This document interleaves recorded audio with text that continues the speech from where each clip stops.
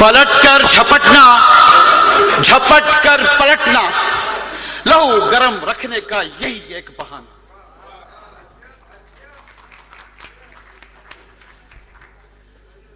Inheritance law, विरासत का कानून, और यह कानून हर शख्स के लिए है, क्योंकि हर शख्स को मरना है। कुल नफ्स जायकातुल मौत, सबको ये जायका चखना है मौत का।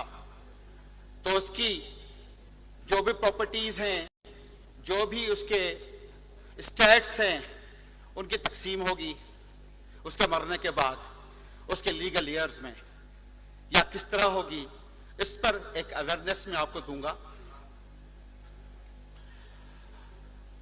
Inheritance law determines how deceased person of estate is distributed among their heirs. It is essential to understand how cultural, religious, and statutory influence shape inheritance law in different countries. Here I am choosing 2 countries of the world, and then I compare them with my dear homeland, Islamic Republic of Pakistan. तो इसमें मैं inheritance law को मैंने जो 2 countries choose किए हैं, एक है इंडिया और दूसरा है हमारे पास यूके, यूनाइटेड किंगडम। अब India's inheritance laws vary based on religion. अब इंडिया के अंदर बेपनाह रिलीजन्स हैं, हमारे मुल्क में भी हैं, उस पर मैं बाद में आता हूं। हिंदूज हैं, सिख्स, जैन्स, बुद्धिस्ट और मुसलमान।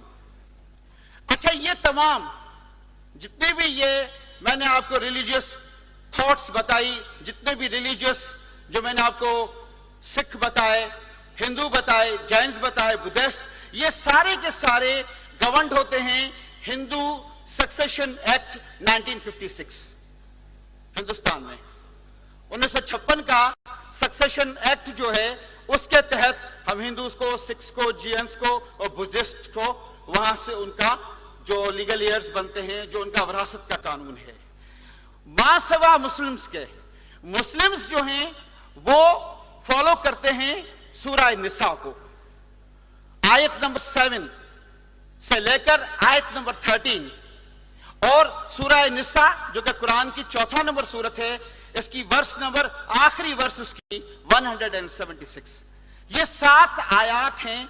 इन 7 आयात के अंदर तमाम विरासत का कानून कुरान की सूरह निसा से हमें मिला।